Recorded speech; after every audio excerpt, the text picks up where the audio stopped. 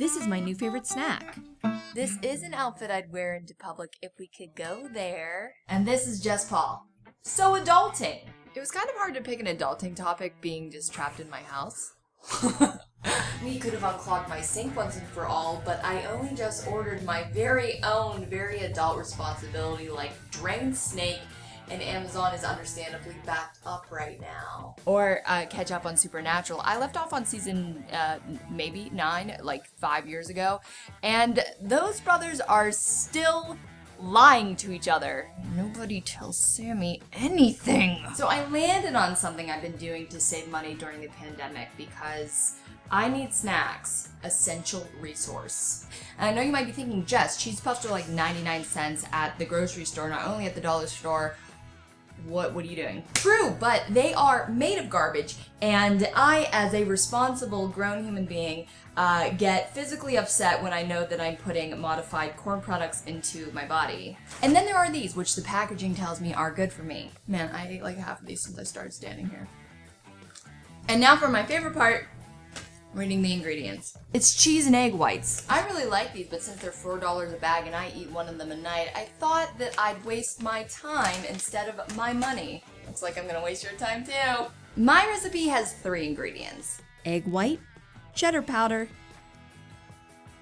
and cream of tartar. My mom made fun of me on the phone when I called it cream of tartar. I still don't know which one is right. So basically a puff made of egg whites is a meringue. So we're making a cheese meringue. We're gonna use some basic mixing skills to make something new. And the end of the video will be the most important part because I will have snacks. If you want to bake along with me, I'll put the recipe down in the description below. And we gonna make some homemade cheese puffs.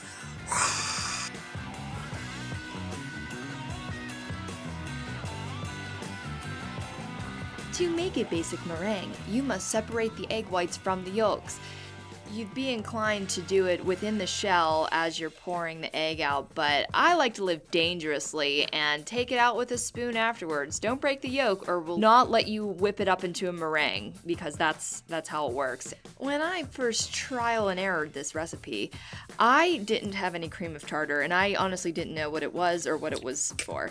So I did a quick Google search and learned that cream of tartar is an acidic salt made from wine and other alcohols, and it is used to keep the water from leaking out of the freshly whipped meringue. And it tastes like a salty lemon. So I realized as I was filming this that I've run out of piping bags, and I had done that while I was making all of my fake food just the day before. But not to worry, we have Ziplocs. This looks as messy as it does because I've never done this on camera. And I quickly realized that this is not the same. One of the main reasons why I decided to make my own cheese puffs is because it is a very low-calorie snack. For my portion that I eat at the end of every long, hard day in quarantine, I'm only eating 34.5 calories. It does have a few more carbs in that cheese powder than I would like. I tried to find a zero-carb cheese extraction, but I'm still looking. Let me stop you right there. So, if you've ever watched me before, you might have seen a video where the entire journey up to the end is a disaster, and this is no exception. I don't mean to do it. It's just who I am. We're going to continue this video now, and you're just going to have to see how this all shakes out. So yeah, I meant to film this beautifully shot and slow motion, shallow depth of field, cooking B-roll, and then it just started dripping out of the bag into just random shapes and looked ridiculous.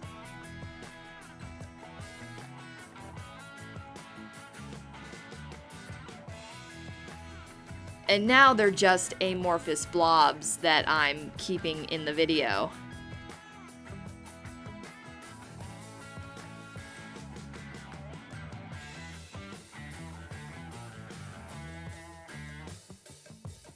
Put those suckers in the oven for 1 hour. then turn off the oven and leave them in there for another 1 to 2 hours to cool. I once read a direction for meringues that said to never open the oven door. So don't do that. I listened to them and never did, so I don't know what actually happens, but don't open the door. I'm sure there's a good reason. And now we're in the moment that you've all been waiting for, the grand reveal of how our cheese puffs turned out. It worked! It didn't burn. I don't know what we're looking at, but this is what they do look like. What I end up doing after this is I section them off into 4 plastic baggies because I can't trust myself to portion control. So I yield 4 nights of snacks out of this baking process. A baking process that I would argue is not that hard, even though I made it look harder than it is. So now, let's finely aged cheese. One thing about meringues, if you've never had one before, like a meringue cookie or something, is that it melts in your mouth, which is what this does. I don't know why I'm stalling so much. You know, it doesn't always matter what they look like, just as long as they taste good to you. And they really taste good to me. They are so cool. If you guys even just...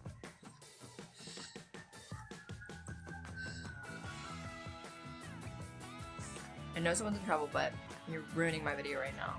If you guys even just want to try it once to see what it's like to make your own cheese puffs, your own cheese meringues, yeah, I think it's worth it. I think it's fun and really easy, even if you screw up the process like I do.